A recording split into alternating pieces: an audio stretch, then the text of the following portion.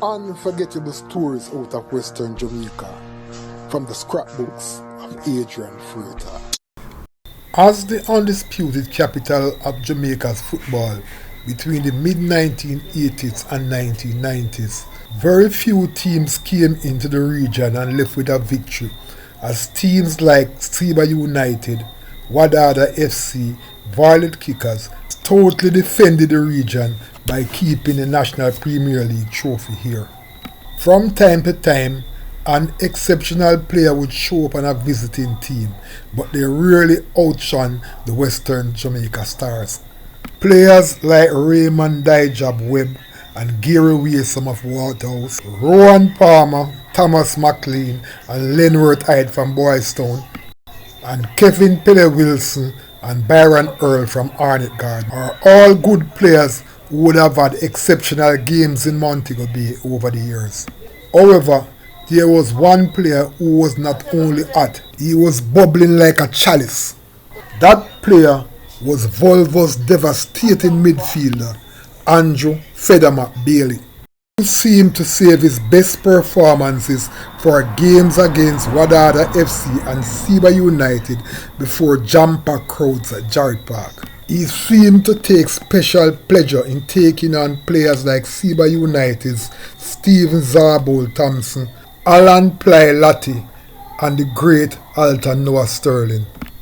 And against Wadada, he always seemed hell-bent on taking on star midfielder Alan Creature Aarons and destroying the defensive unit of Anthony Badas Carbet and Dave Brooks. I first remember seeing Andrew Feather Mop Bailey in 1980 while he was a student representing Very Technical High School. He was the team's leader and the most dominant player, and it was no surprise when he led the team to the coveted Dacosta Cup title and then went on to win the Olivier Shield and was exceptional in the All Dacosta team beating the All Manning team. It was therefore no surprise that Bailey actually walked into the national senior team after joining Santos FC fresh out of school.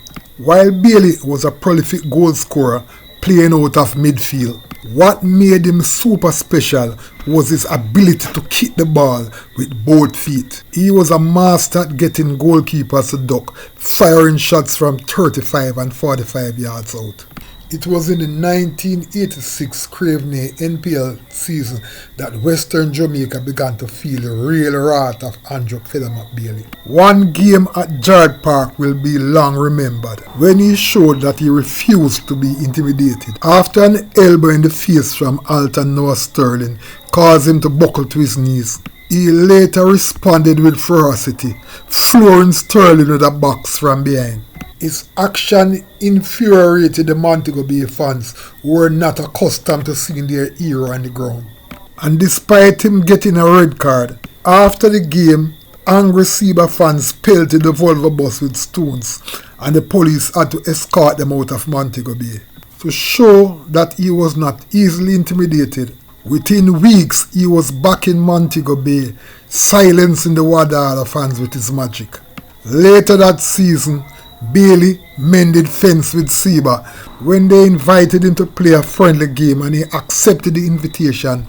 He later sparkled in the game alongside Noah and Alan Latti, scoring the lone goal of the game. After the game, the same Seba fans who had mobbed him and wanted to hurt him for the incident with Noah again mobbed him, but this time out of admiration as they begged him to leave the Volvo team and join Seba, which he never did.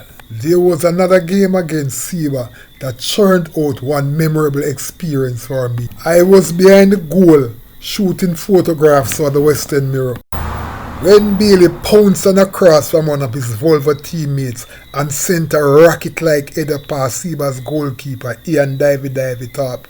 He then strolled past Thorpe, who was getting up off the ground, picked the ball out of the back of the net, placed it under his arm, and then stood before Thorpe and with his index finger waving before Thorpe's face said, "Didn't I tell you I am the elder? Didn't I tell you I was going to score you anywhere I see you?" He then looked at me and said, "Cameraman, you get the goal?"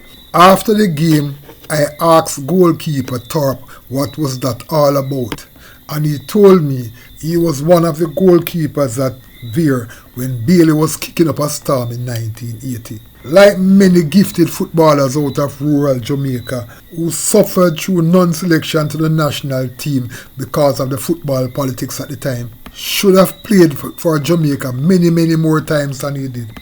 In fact, I am convinced that had he stayed at Santos and not returned to St. Ann to play for Volvo, he would have been one of Jamaica's most capped players of all times. When Bailey left Jamaica to live in Canada, he left a void in Jamaica's football in terms of excitement, which was not filled until the emergence of players like Walter Boyd.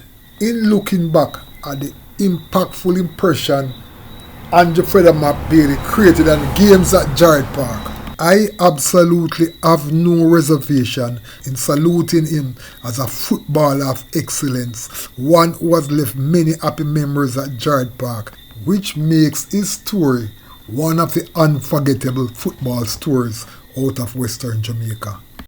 Unforgettable stories out of Western Jamaica from the scrapbooks of Andrew Feather. Before you go, please remember to subscribe.